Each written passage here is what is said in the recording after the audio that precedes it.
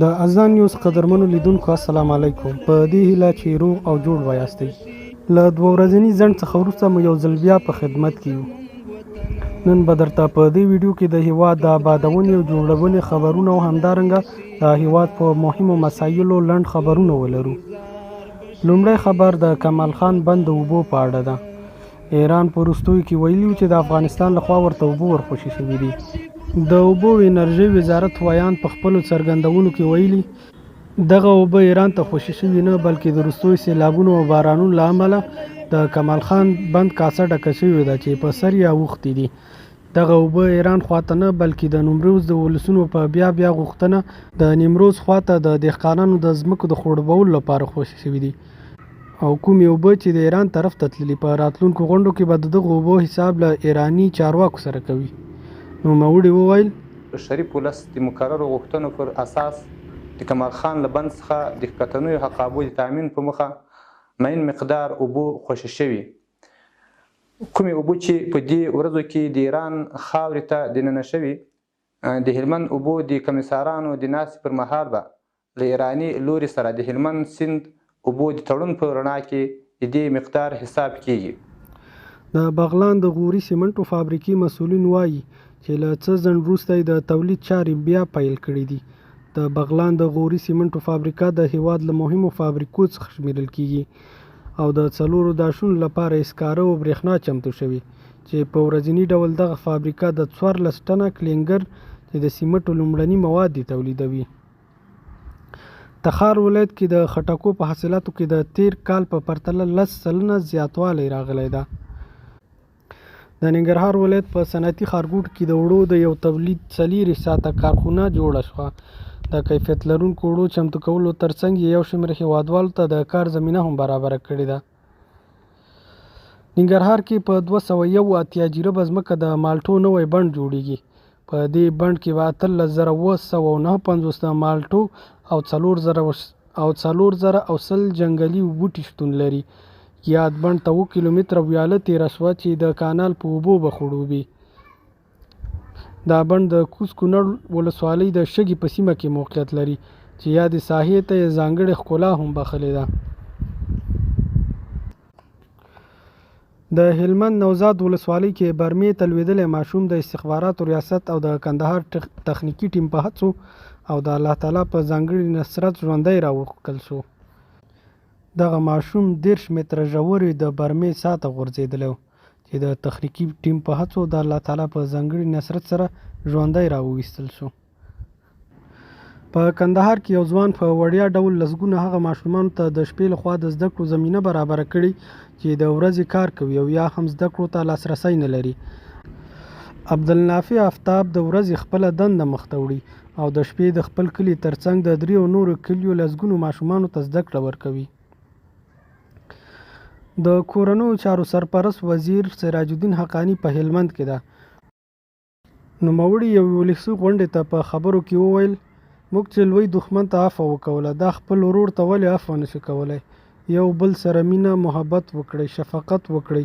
زموږ او ستاسې دا معنوي قوت چې هغه اتحاد او اتفاق دی دښمن به په هر میدان کې موږ ته ذلیل او رسوا وي.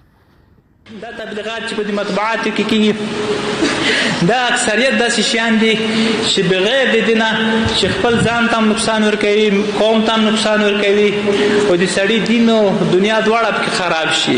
دغه شیان چې کوم دي دا ډېره پیدا نه کوي. که دا هر څومره مبارزین دلته موږ تاسې مبارزین لرو د خپل جهاد په دې واړوي چې د اخوت او د ورورګرۍ او د اصلاح بیانونه د شروع کړي، مینه محبت د شروع کړي. داسې دښمنۍ د نه پیدا کوي چې ما په تا بد ګمانه کړي تا په ما بد ګمانه کړي.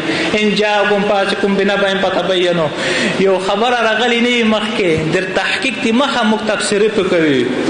داسې تبصرې پې کوي چې ټولې دپاره ضرر وګرځي، سبب د دې وګرځي، د اختلاف وګرځي. داسې مشکلات چې اختلاف پې جوړېږي، خفګان پې جوړېږي، نظام ته قوم ته تکلیف پې جوړېږي. دې شیان نه باید موږ سر پې نظر شي تر وګرځي. خدای نه داسې وغواړي چې خدایه زه د بل مسلمان د تکلیف دپاره ځان قربانۍ ته مخکې کما. موږ داسې په دې تاریخ کې جهاد کې دا ثابته شوه الحمدلله چې صحابه رضی الله اجمعین چې کومه قربانۍ ورکړې وې موږ تاسو اورېدلې وې لیدلې مو نه وې. الحمدلله خدای پاک تاسو ته هغه نیکبختي در په برخه کړه. خدای پاک داسې قربانۍ دې موږ تاسو مخکې تېرې کړې چې هغه تاریخ ورنه عاجزه ده. د هغې قربانۍ د خیال ساتلو دپاره که موږ تاسو یو ورور نه خطا وشي غلطي وشي چې موږ سره دښمن ته عفه وکوله د خپل ورور ته ولې عفه نشي کولی. والکاظمین الغیظ والعافین عن الناس والله یحب المحسنین. خدای ته ډېر محبوب د هغه عفه کوونکي دي چې خپلې غوسې وخوري خپلې وروڼې په منځ کې اختلاف راځي خفګان راځي هېڅ د دې تصور مه کوئ خفګان ګیله یې مه راپورته کوئ یو بل سره مینه محبت کوئ شفقت کوئ. دغه قوت دی موږ تاسو چې وي د معنوي قوت می اتفاق می اتحاد می انشاءالله الرحمن دښمن به په هر میدان برته موږ تاسو ته ذلیل او رسوا وي. د ننګرهار کانال ریاست نجاري فابریکه کې جوړ شوي توکي تود بازار لري.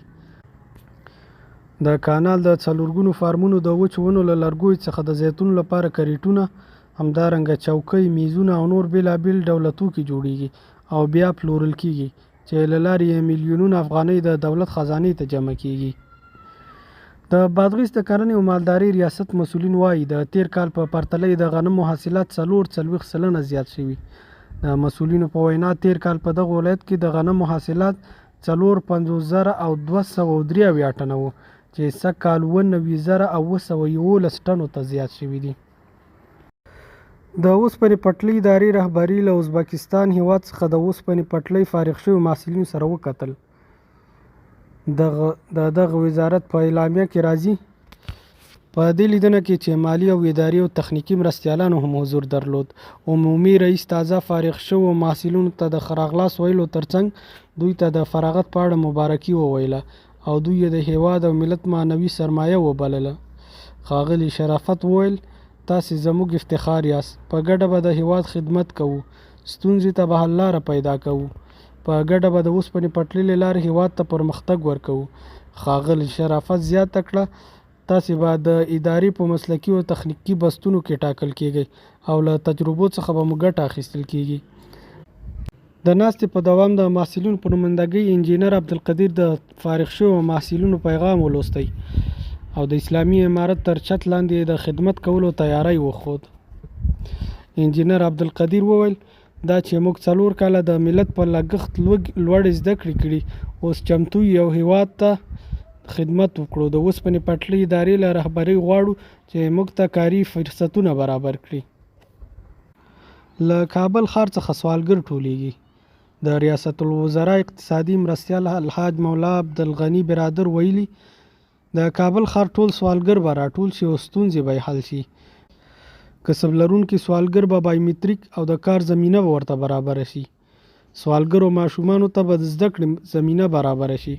هغه سوالګر چې واقعا غریب دي او کار نشي کولی دوی ته به د معاش زمینه هم برابریږي.